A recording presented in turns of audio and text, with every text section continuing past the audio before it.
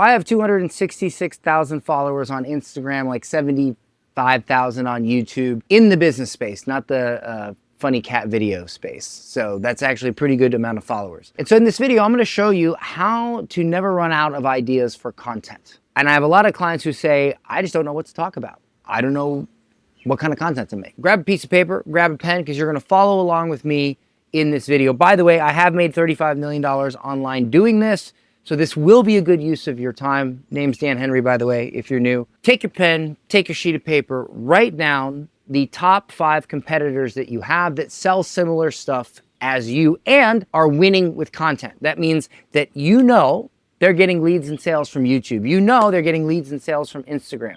Whatever. Write those 5 names down on the sheet of paper. Next to their names, write down the top 5 pieces of content that they have where they share an opinion, okay? Some sort of stance. Write all that down. So now you'll have a name and you'll have 5 names of videos. Name 5 names of videos. Name 5 names of videos. And these can be YouTube, Instagram, could be a freaking blog post, doesn't matter. For each one of those videos, I want you to write down what your opinion is. Is it different than the person? Do you not agree? Do you have something to add? Or do you just think it's total BS and it just makes you angry that they're even saying that that's a thing and you want to set the record straight?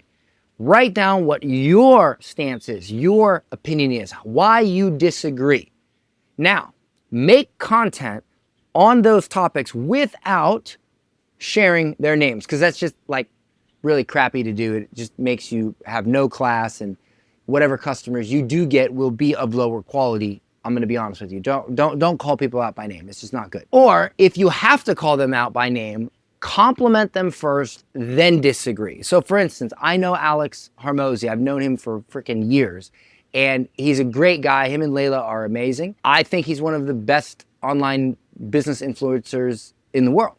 There are a couple of things, just a couple, that I just see differently. And I'll be honest, if I saw those things his way, I'd probably be a lot richer. But I like to enjoy my life. I don't want to make 100 million, $1 billion. I have no desire for that whatsoever. I want to make enough money to live a super dope life, enjoy time with my family, be here in Thailand for 10 days, not leave the vacation early like the Hormozis, and enjoy. And that's fine. And so when I speak about that value, and I might say, hey, I really appreciate Alex and Layla, and I do, they're freaking amazing, but I view differently about this. So this is a genuine way to say, hey, you really appreciate this person. You appreciate most of what they do, but you have a different perspective.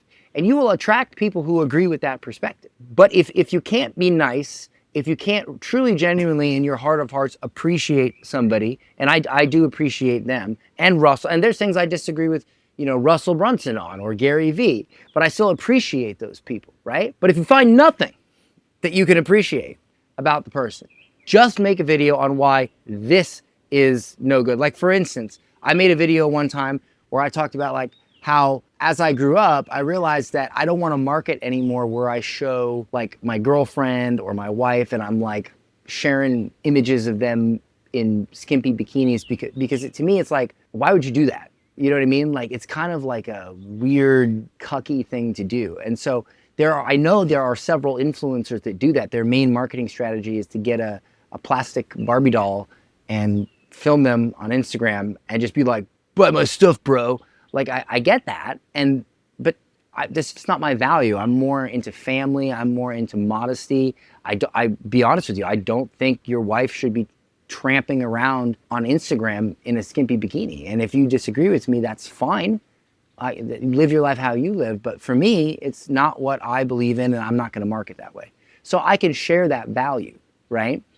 Without specifically calling out a certain person, even though there are people that do that are very popular. And if people want to make assumptions, that's fine. But the point is, all you have to do is find things that you disagree with that other popular influencers are talking about. And you will have at least decent content automatically because you're covering topics that go viral. You're covering topics that work. You're just giving a different perspective. So you're already following a winner pattern, but you're being you, right? It's like content hacking. You get to be you get to be authentic, you get to share what you believe with the world, but by making this little concept disagreement cheat sheet for yourself, you automatically put yourself into the content pool that people love, and now they get to see how you are unique in that same pool. Anyway, if you need more help with your business, I'll leave a link in the description. I'm gonna go back to enjoying Thailand. Peace.